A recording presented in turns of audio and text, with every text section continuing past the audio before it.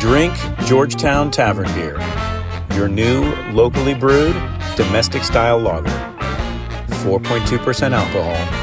Cheap, good, local. Prepare well, your team is probably going to play well. You're not always going to win, but they're going to play hard, and they're going to go out there and give good performance. You can live Tony, with that. today we're going to talk about our next opponent.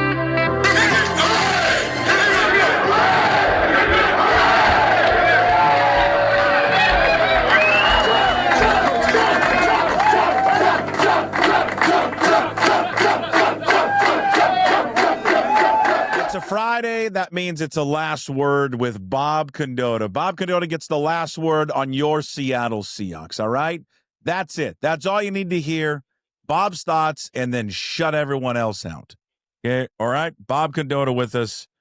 Always brought to you by Georgetown Brewery, Seattle Times. Go pick up a hard copy, please. Go read the Seattle Times, seattlettimes.com. Georgetown Brewery every Friday. The last word with Bobby Condotta. Of course, they are makers of Manny's Pale Ale, Bodhisattva, Rogers Pilsner, and their tavern beer. Tasting room and beer garden open daily from 10 a.m. to 8 p.m. Visit georgetownbeer.com. Well, if we look back to last week, another great defensive performance against Minnesota. We look ahead now to Sunday, and we're all doing the same thing. It's like, all right, let's get past Atlanta. Then you got the 4 remaining games of the season. It's going to determine whether or not they win the division. Before we get to the rest of the season, how they're going to finish out in those final 4, and I know I'm glossing over Atlanta, but we all think they're going to win. How healthy is this team going to be against Atlanta on Sunday, Bob? They should be pretty healthy. They should be as healthy as they've been going into a game for a little while. They didn't really sustain any significant injuries last week that should hold anybody out. The 2 guys who got hurt should be back. That said, Anthony Bradford was one of those, and he was back fully on Wednesday. And then yesterday he showed up with a different injury, a calf injury, and listed as limited. So that's obviously a new thing. So I don't know if that's significant or just something they were holding him out a little bit for there. But Josh Joba was the other guy who left the game when he had when he took the headbutt. But unfortunately had to, but if you saw the game, was called off the field by the concussion spotter who's up in the press box, and Job had to go over and be looked at for a concussion, but he passed the protocol on the field and could have returned to play, but he's been back to practice. So Bradford is kind of the one to watch. Ken Walker has been listed as limited with the glute injury, but this is the 3rd straight week now he's been listed as limited at some point with the glute injury. He's been playing through it, so I assume maybe that's just kind of how it's going to go with him for a while now. And then the thing to watch is just going to be the guys who return to practice this week: Julian Love, Jaron Reed, and Derek Young, and they have created 2 openings on their 53-man roster, and so that leads to the assumption that a couple of those guys are going to be activated to the 53 and be able to play this week. Jaron Reed sounds like Jaron Reed sounded like the most likely from the way Mike McDonald talked about things, and just kind of saying he was going to need to see the.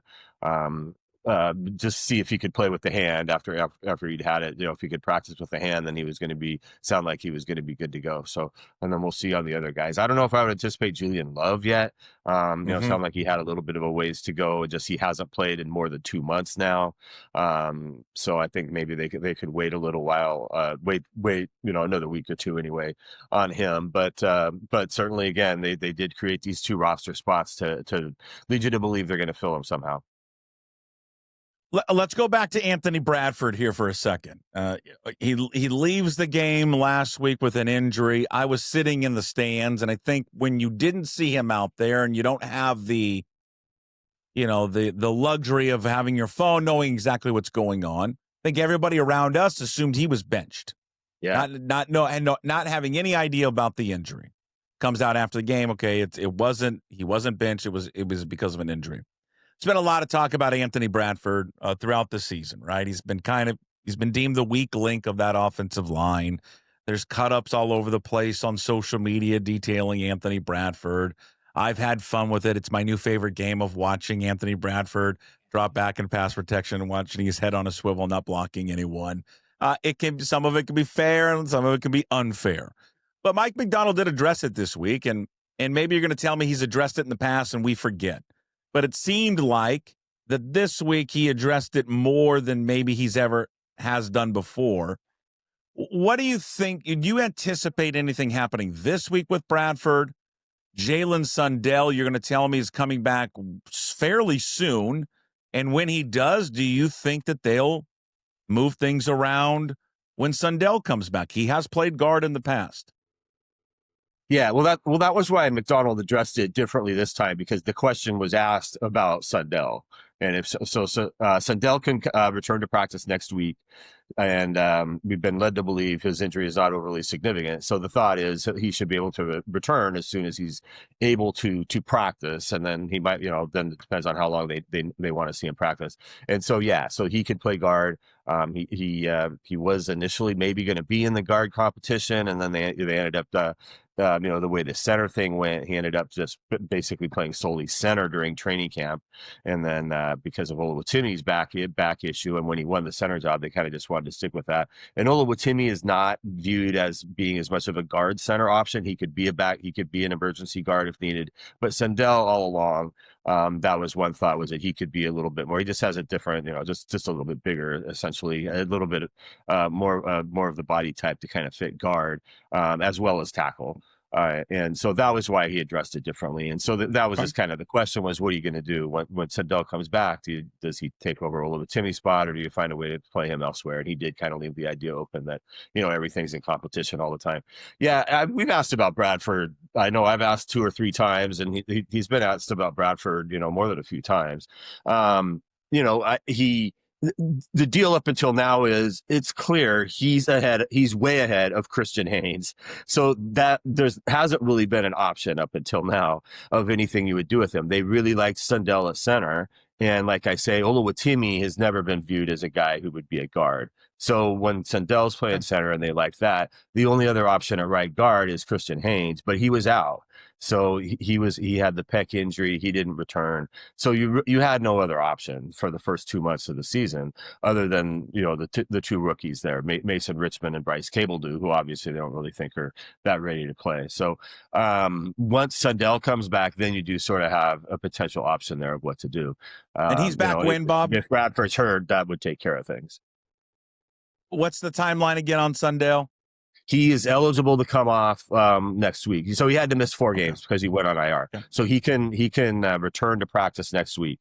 And so then it's just that which opens up the 21-day window. The same thing Julian Love, Reed, and Derek Young are in now. So you've got when you're elevated to return to practice status, you can practice for 21 days from the minute that you start practice, and then you either have to be elevated to the 53-man roster or kept on IR for the rest of the year. So with Sundell, the thought has been that his injury isn't overly significant, so that it sounded like he would be able to return as soon as he would be able to, which would be Monday. But they probably wouldn't do it till Wednesday. They typically do that on Wednesday because they don't really, it is a day thing. It's not a week thing. So you'd go Wednesday to Wednesday kind of thing. So, so they would probably wait till Wednesday to do that, but we'll see. So then it's just a matter of what they'd want to do that. Now, the wild card in that though is Jaylen Sundell hasn't practiced, as far as I know, he hasn't practiced snap at guard since early August. And maybe not even before that, because Oluwatimi got hurt pretty early in training camp. I know for sure it was by the mock game, which was like August 2nd or whatever. He didn't play in that. He didn't play in any of the preseason games till the last one. So that once that happened, Sundell did nothing but play center, and then obviously during the regular season he didn't do anything but play center until he got hurt. So you would have a guy coming back to practice, plus suddenly putting him in at a position he hasn't played for a while, and trying to make that work. But maybe they would think it would. And again, if Bradford's hurt, you'd have to have that. I noted in a story this week, Bradford I think had the highest pass blocking grade from Pro Football Focus of any of the Seahawks this week. He didn't have as good of a run blocking grade. That's sort of often been the thing on him, is that he's regarded by them anyway as not a little bit better as a pass blocker. His overall grades are not great, but he's not the worst. worst guard in the NFL, but by their standards anyway. But yeah, certainly he's had some ups and downs. You know, the Bradford or McDonald, when he talked about Bradford recently, he kind of made the point that he has a few bad plays per game. You know, his point was more that if you looked at the overall, it's not that bad, but you know, there are some plays that I think he thinks he looks, you know, a little worse than others, kind of thing. And you're right, you know, that he does have some of those plays where he can look pretty bad. In his defense, the whole thing where, you know, he's turned around when the guys, that's what all offensive linemen, if you get beat, I mean, you're turning around to look to see where your guy is before you start figuring out what else to do. So I don't know. I know he's looked pretty bad on those, but I think what happened Sunday was everybody's fault. I haven't heard anybody say, yeah, that was this guy. That was because this guy, they just were kind of fooled by the Vikings on some of those blitzes and nobody knew what to do. You wrote about it this week, and I'm curious because in the article is, you know, where does this Seahawks defense rank, right, among kind of the franchise's best? Would you? I mean, I would put this line over, you know, the 2013 team. And I know maybe someone's listening to this and going, that's idiotic. Well, there's been plenty of idiotic things said on this show, okay, and by me. But for you, you've seen it all. Where does this group rank? I'm not saying the entire defense is better than that 13 defense. I'm just saying that this D line, to me, appears to be better, and not trying to make it, I guess, a competition between the two. I think it's more just highlighting how good this version of this defensive line has been for this defense this year.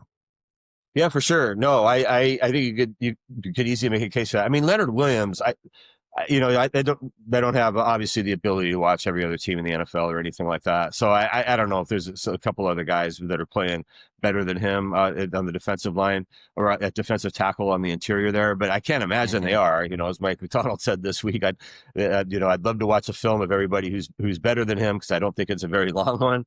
And then Byron Murphy, the way he's playing, these guys are so good up the middle, and I think that would be what's a little bit different than the 2013 team. The strength of the line in 13 was its depth. They basically had 7 guys you could roll in. You know, if you recall, Michael Bennett was the leading snap getter on that 13 line. He wasn't even technically a starter. You know, they kind of listed the way they listed things. They kind of listed other guys as a starter. Bennett tended to come in and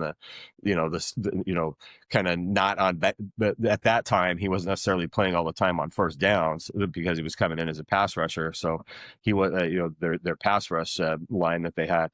But that line, the strength of that line was more on the edges, right? With Bennett and Cliff and Bruce Irvin and things like that Chris Clemens, that you sort of had just that depth there that you had, 3 or 4 really good pass rushers. And then inside you had Brandon Mebane. And then, if you're calling 13, one of the guys who was a key guy to it was a guy that they cut early in the year was Clinton McDonald, who they cut and brought back. And then he ended up being a really key part of it and, played really well that year. And then Tony McDaniel was kind of one of the other tackles that they had that year. But I think the trio inside when they have Jaron Reed of Leonard, Byron Murphy, and Jaron Reed might be better than that interior trio that they had at 13.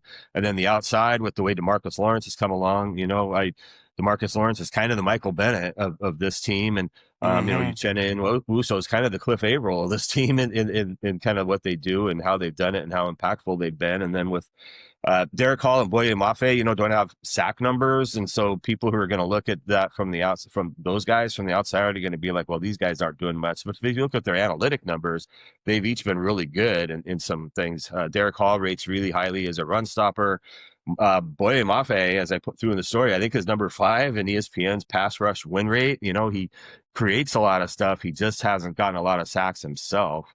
So I think a case can easily be made that that's 7 guys right there. I think I named right. So I think that's a strong 7 you have for your defensive line spots, similar to what the 13 team. So yeah, I would agree. I mean, the strength of the 13 team, as we all know, I mean, the guys who are going to make the Hall of Fame, from that team, I think are a linebacker and 2 guys in the defense in the secondary probably. And if you looked at this team, you would think it's stronger, a little bit stronger, maybe going from the front to the back, unlike the Carroll teams, which were always perceived to be a little bit stronger going from the back to the front.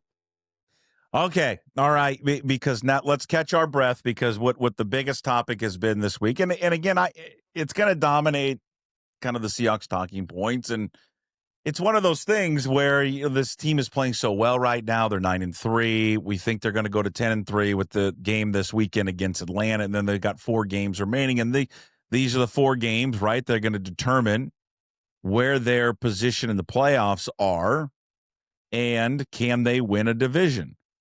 And there's going to be a lot of focus. Attention is going to be on the quarterback at Sam Darnold. Bob, he hasn't played well since the Rams game. I mean, just the Titans game, even though he didn't have the interceptions, we talked about it. There were at least 2 in there, maybe 3. Last week, again, not all his fault. Minnesota's very good defensively. They show you a bunch of different looks. Offensive line didn't play well, but he didn't play well. I mean, collectively as a group, they didn't. There's got to be concern over there of just how he's performing right now, and maybe there's some things that they can do to help him out. But this is the kind of the issue with Sam Darnold, right? He can't answer it until he actually goes and does it. He's not going to prove it this week against Atlanta. People want to see what he does against the Rams and then the Panthers, eventually the 49ers. And then when he gets through that gauntlet, right? Then he gets into the playoffs. But how do you, as you look at how he's played here in the last few weeks, how do you evaluate where Sam Darnold is at right now?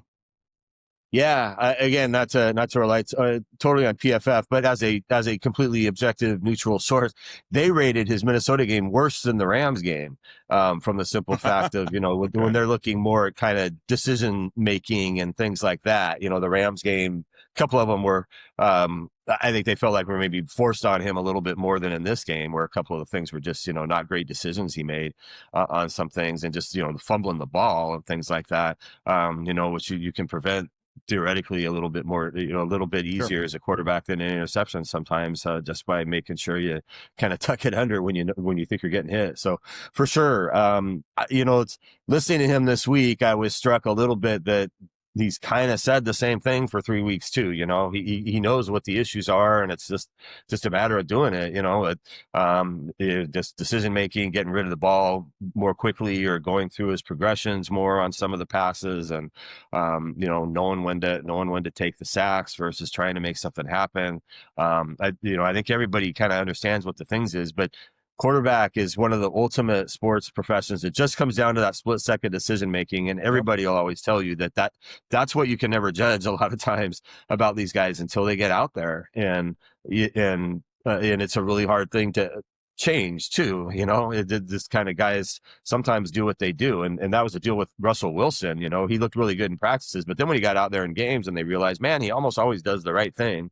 That was what really set him apart. And with Sam, unfortunately, there is a little bit of that just in some of these games when things get a little haywire, that sometimes that seems to leave him for a little bit. So no question about it. And again, I felt like I wrote going into the Tennessee game, I thought it was important for him to play really well and just kind of make the Rams game sound like a complete outlier, and it could be like everything else has been good and this one game didn't go well. But now it is kind of a couple games here where, the Tennessee game, it didn't really come back to bite him, but really there were 3 passes that could have been intercepted in that game. Right. And then last week, the ball kind of being, obviously losing the 1 turnover, which they were really, strange to say, but who knows what happens if the Vikings did score a touchdown there, the way the Vikings defense was playing in that game, but once it got 10-0, it seemed pretty easy for the defense to just sort of take that game over the way the Vikings offense was so feeble. But, and they were able to call a different game and not put if you saw that they were really getting rid of the ball fast against the Vikings, and that second half, just nothing was taking long to develop because they were trying to keep Sam and just kind of out of harm's way that way. Let's just throw quick passes. Let's just run the ball and not even really risk anything bad happening, because as long as you didn't have nothing bad happen, they weren't going to lose. But you're not going to be able to win the rest of these games doing that. You're going to have to drop back and wait for plays to develop and get Smith and Jigba downfield to get the ball to him.